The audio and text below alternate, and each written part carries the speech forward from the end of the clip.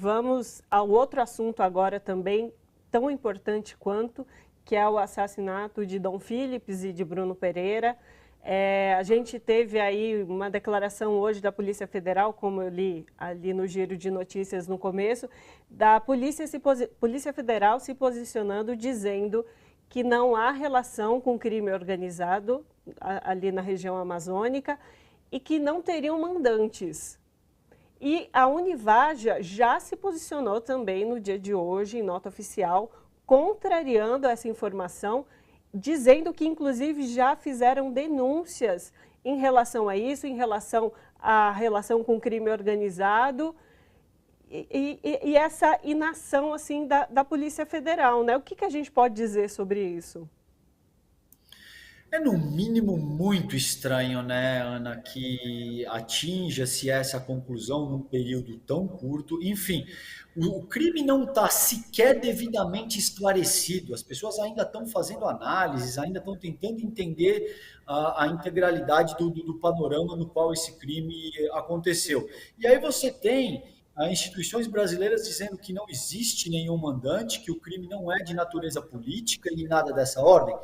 Parece, no mínimo, muito complicado que essa conclusão seja atingida com tamanho dinamismo, com tamanho imediatismo, principalmente no período pré-eleitoral. A impressão que dá é que estão tentando, de alguma forma, encerrar o processo com a maior celeridade possível para que exista uma certa contenção de danos, considerando a imagem, a crise de reputação, de imagem que esses dois assassinatos causaram. Eu não tenho elemento suficiente para aprofundar muito essa análise, mas me parece pouco provável que não exista um mandante, me parece pouco provável que esses crimes não tenham natureza política, e me parece menos provável ainda que a atuação do bolsonarismo, em alguma medida, não tenha incentivado, pelo menos de maneira indireta, esse tipo de absurdo, entende? Uhum. O presidente da República disse que ele daria uma foiçada e teria que ser no pescoço da FUNAI.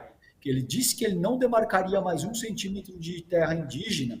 Você tem outros, por exemplo, o Ricardo Rau, que é outro indigenista, e que disse, abre aspas, a ABIN foi na FUNAI procurar por mim.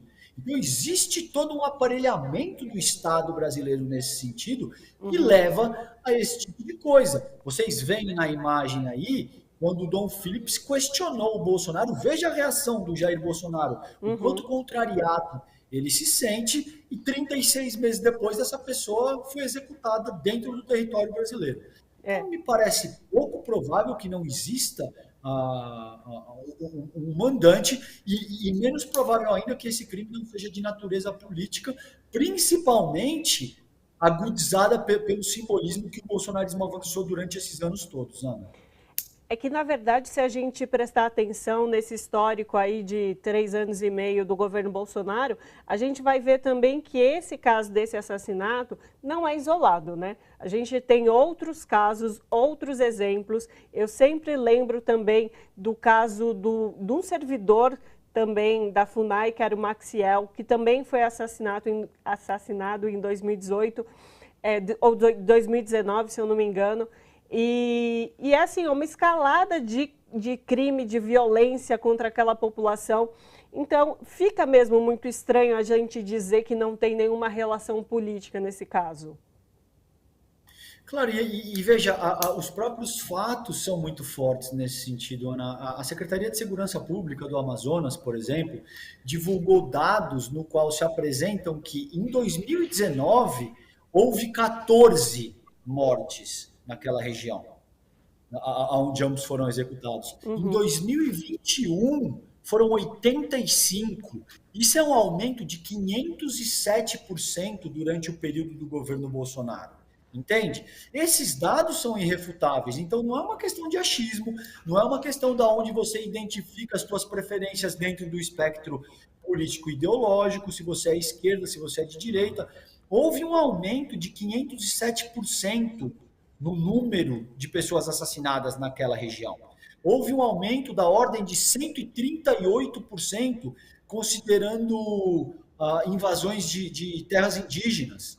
Então, isso são dados sólidos que te demonstram como a atuação do governo federal bolsonarista comprometeu a integridade daquela região e transformou a Amazônia numa terra sem lei, Ana.